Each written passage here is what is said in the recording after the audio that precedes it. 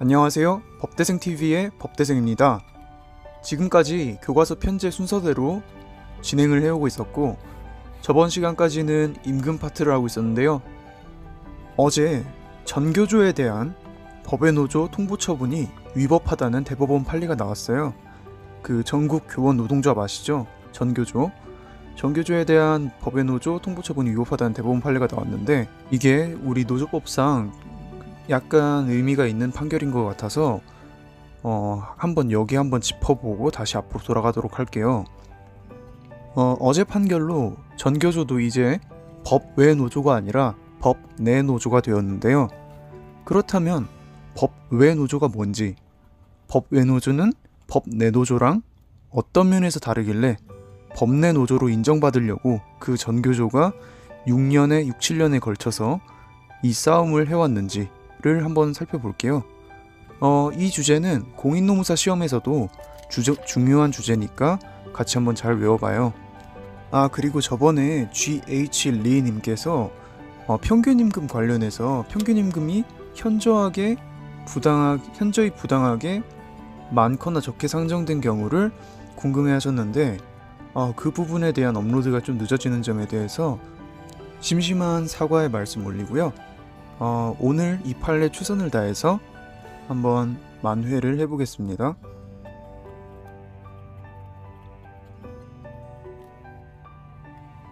자, 첫 번째, 말랑말랑이에요.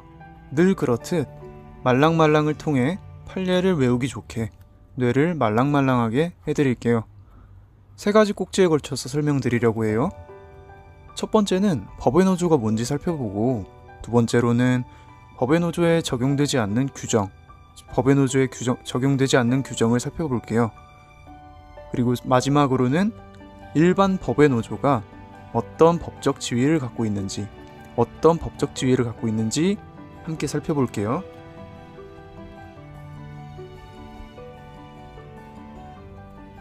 네. 법외노조가 뭘까요? 법외노조의 개념에 대해서 살펴볼게요. 우리 노조법은 노조법상 일정한 요건, 즉 일정한 요건이라 함은 실질적 요건과 형식적 요건을 모두 갖춘 근로자 단체에게만 노동조합으로 인정하고 있어요. 이를 다 갖춘 노동조합을 바로 법내 노조라고 하는데요. 즉 노조법이 보호하는 범위 내의 노동조합이라는 뜻이에요. 법내 노조는. 그런데 실질적 요건은 갖췄는데 형식적 요건, 특히 형식적 요건 중에서 설립신고서를 교부받지 못한 근로자단체를 법외노조라고 해요. 법외노조는 노조법이 제공하는 서비스를 누리지 못해요. 예컨대 노동위원회 조정신청도 할 수 없고요. 사용자가 부당노동행위를 해도 노동위원회에다가 그 분호구제 신청도 할 수 없어요.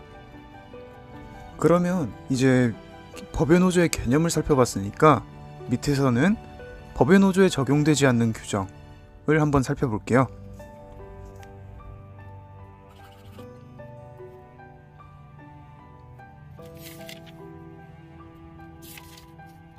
기본적으로 노조법 규정은 노동조합을 보호하기 위한 규정이 많은데요. 이러한 보호 규정을 적용하지 않는다고 명시된 규정은 다음과 같아요. 첫 번째로 노조법 제7조 1항에서는 법외노조는 노조법이 마련한 행정 서비스인 노동쟁의 조정 신청과 분호 구제 신청을 할 수 없다고 명시적으로 규정하고 있고요. 둘째로 동조 제3항에서는 법외노조는 노동조합이라고 이름을 지을 수 없다고 하고 있어요. 셋째로 노동조합법 제6조 1항 2항은 노동조합이 법인이 되려면 등기를 해야 되는데, 또 등기를 하려면 설립신고증을 첨부해야 된다고 해요. 그런데 법외노조는 아까 말씀드렸듯 설립신고증을 교부받지 못한 근로자단체잖아요. 그러니까 이 규정에 따르면 법인 등기도 못하겠죠. 마지막으로 근로자 공급 사업도 할 수 없어요. 이렇게 명시적으로 적용이 배제된 규정은 앞으로 7조 등이라고 할게요. 7조 등. 얘네를 몽땅 싸그리 해서 7조 등이라 할게요. 얘네를 활용해서 설명드릴 일이 좀 있거든요. 벌써 법의 노조라는 이유로 이렇게 많은 보호 규정들이 적용이 되지 않죠. 특히 조정 서비스나 분호 구제 신청 서비스를 이용할 수 없다는 점이 큰 것 같아요. 자, 그럼 법의 노조의 법적 지위에 대해서 한번 살펴볼게요. 위에서 살펴본 건 법률에서 명시적으로 법의 노조, 너넨 이거 안 돼 라고 명시해 놓은 것들을 저희가 한번 살펴봤는데요. 그게 바로 7조 등이었죠. 7조 등. 이번엔 법의 노조에게 노동 3권이 인정되는지와 법의 노조의 노조법상 지위에 대한 학설과 판례의 흐름을 살짝쿵 짚어볼게요.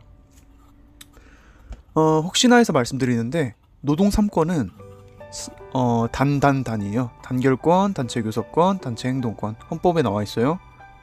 그럼 먼저 노동 3권 인정 여부에 대해서 살펴보면 판례는 이런 식으로 그 입장을 변화시켜 나갔어요. 처음에는 애매하게 인정하다가 점차 확고하게 노동 3권을 인정해 갔어요. 처음에 헌법재판소는 현재는 애매하게 법의 노조라고 해서 전혀 아무런 활동을 할 수 없는 건 아니야. 아니고 어느 정도는 할 수 있어. 어느 정도는 단체 교섭이나 단체 협약을 체결할 수 있어. 라고 했고 이렇게 좀 소심하게 했고요. 그 뒤에 대법원은 법의 노조라고 해서 무조건 단체 교섭권 등이 없는 건 아니다 라고 했어요. 그리고 가장 최근에 대법원은 많이 적극적으로 노조법이 신고주의를 택한 취지가 신고증을 교부받은 노동조합, 즉 법내 노조만 노동기본권의 노동 3권의 향유주체로 인정하려는 건 아니다 라고 했어요. 즉 판례는 법의 노조도 노동 3권의 주체가 됨을 명확히 판시했어요. 자, 그럼 이번에는 법의 노조의 노조법상 지위에 대해서 한번 살펴볼게요. 이에 대해서 살펴보면 위에서 살펴본 것처럼 7조 등은 아까 명시적으로 적용이 배제된다 했죠. 법의 노조에.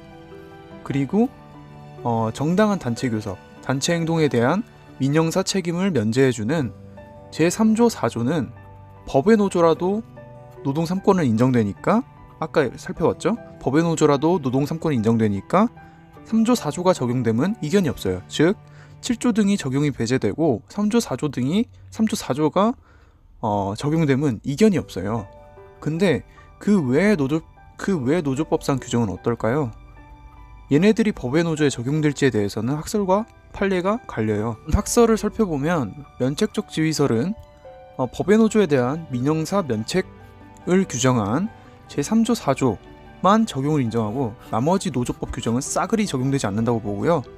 실질적 동일설은 7조 등을 빼곤 법내 노조나 법의 노조나 둘 다 똑같이 다 적용된다고 봐요. 네, 학설은 이렇고요. 이에 대해서 판례는 법의 노조는 분호 구제 신청 등에 대한 보호 대상에서 제외되고 노동 3권 향유 주체에게 인정돼야 하는 일반적인 권리는 보장된다고 해요. 그러니까 일반적인 권리는 보장된다고 해요. 이러면서 노조 신설 합병 사건에서 노조법 제28조 7조 등 이외의 규정이죠. 노조법 28조는 7조 등 이외의 규정이죠. 노조법 제28조 제1항 제2호를 적용해서 이 사건을 해결하고 있어요. 신설합병은 예컨대 A노조와 B노조가 합병이 돼서 C노조가 되는 건데 이 사건에서는 A노조와 B노조가 합쳐져서 노동조합으로서의 실질적 요건만 갖추면 노조법 제28조에서 신고증을 그러니까 형식적 요건을 갖출 것을 요구하고 있지 않으니까 신고증을 받지 않아도 실질적 요건만 갖추면 곧바로 합병의 효력이 발생한다는 거예요. 그렇지만 7조 등의 보호를 받으려면 신고증을 받아야 한다고 못 받고 있긴 하죠. 결국 판례는 7조 등 빼고 싹 다 적용된다고 보는 실질적 동일설의 입장을 취한 것으로 볼 수 있어요. 자, 그럼 마지막으로 판례를 한번 때려 박아 볼게요. 법의 노조의 노동 3권에 관한 판례를 한번 살펴보면 맨 처음에는 헌법재판소의 입장이 있었고 대법원의 그 다음에 대법원의 입장이 두 개가 있어요. 헌법재판소의 판례를 한번 보면 헌법재판소는 법외의 노동조합으로 보는 한 그 단결체가 전혀 아무런 활동을 할 수 없는 것은 아니고 어느 정도의 단체교섭이나 협약 체결 능력을 보유한다. 어정교협 이렇게 외우면 되고요. 어느 정도의 단체교섭이나 협약 체결 능력을 보유한다. 어정교협. 그 다음 대법원의 입장. 대법원은 첫 번째 입장. 대법원은 오래전에 노동조합법상의 노동조합이 아닌 근로자의 단결체는 무조건 단체교섭권 등이 없다는 것은 아니다 해서 노아단무단으로 외우면 되고요. 두 번째 대법원 입장은 노조법이 노동조합 자유 설립을 원칙으로 하면서도 신고주의를 택한 취지는 행정관청이 효율적인 관리를 통해서 노동조합이 자주성과 민주성을 갖춘 조직으로 존속할 수 있도록 보호 육성하는 데 있다며 자신 취지, 자민 보육. 신고증을 교부받은 노동조합에 한하여 노동기본권의 향유 주체로 인정하려는 것은 아니다. 신교한 주인 아니다 해서 법의 노조도 노동기본권의 주체가 될 수 있다는 점을 명확히 하였다 했고요. 그리고 노조법상 지위를 한번 살펴보면 판례는 이거는 좀 플로우를 이해하는 게 더 좋아요. 두 문자보다는. 플로우를 한번 살펴보면 법의 노조도 일반적인 권리가 보장되니까 따라서 신설합병 케이스에서 28조 1항 2호가 적용이 된다. 왜냐면 아까 법의 노조도 일반적인 권리 보장되니까 28조 1항 2호 적용해서 설립신고 효력 요건으로 두지 않으니까 실질적 요건을 갖춘 때에 합병의 효력이 발생하고, 그렇지만 이때에도 7조 등의 보호를 받으려면 신고증을 받아야 한다. 자, 오늘 법의 노조 판례 한번 살펴봤고요. 다음번에는 평균임금 판례로 다시 돌아오겠습니다. 감사합니다.